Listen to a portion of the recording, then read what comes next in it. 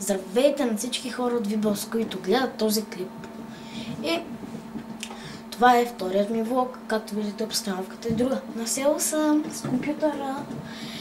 Да, както виждате по заглавието, този клип ще е свързан с Фейсбук. Под Фейсбук сигурно имате на предвид Фейсбук социалната мрежа. И да, прави сте! Фейсбук е една много гигантска разпространена социална мрежа, която за мен е най-разпространената. То е така. Twitter не е толкова разпространена социална мрежа, но да преминем към по-важното. Фейсбук просто завладява хората. Забивате нос пред компютъра и чакате някой ваш приятел да публикува нещо, както и вие публикувате, споделяте и такива работи и пращате покани на хора, дори които за пръв път ги виждате и така.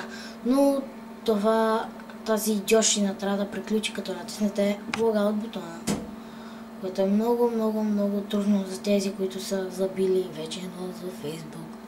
Какъвто не съм и аз. Аз много рядко влизам в Фейсбук да играя някои игри, което вече е тъпо. Да, взел съм малко информация за Фейсбук и нека да четеме.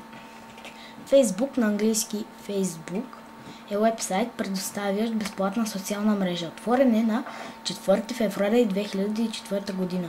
Управляван и притежаван от частната фирма Facebook ООД.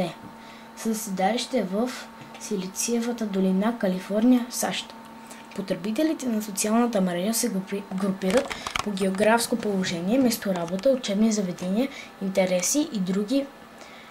Всеки потребител избира каква информация да въведе за себе си, както и какви други групи или личности могат да имат достъп до нея. Комуникацията между потребителите в мрежата се осъществява по много начини, включително изпращане на лични съобщения, покани за участие в мероприятия, споделяне на снимки, текст, хипервръзки, видеооткази, създаване и участване в групи по интереси, сравняване на резултатите от тестове, участие в различни игри.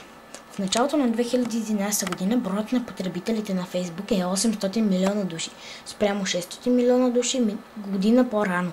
Представете си колко разпространена е тази социална мрежа. Социалната мрежа е оценена на около 100 милиарда долара. Това е нещо гадно. Нещо огромно. Аз ако имах 100 милиарда долара, не знам какво ще да направя. Да, просто ако искате моя Фейсбук профил, страницата ми във Фейсбук, долу в описанието ще я има и помислете за следващата тема, примерно Twitter, но това е тъпо. Направих вече един клип за Фейсбук, този клип за Фейсбук. Задавайте ми въпроси, мисля, когато повече хора започнат да ми гледат клиповете, да започнат да правя въпроси и отговори. Моля ви се, ако искате да правя въпроси и отговори, гледайте ми клиповете. И това беше клипа, надявам се да ви е харесал. И помнете, не забивайте нос във Фейсбук, защото това може да бъде краят на живота ви. Чао!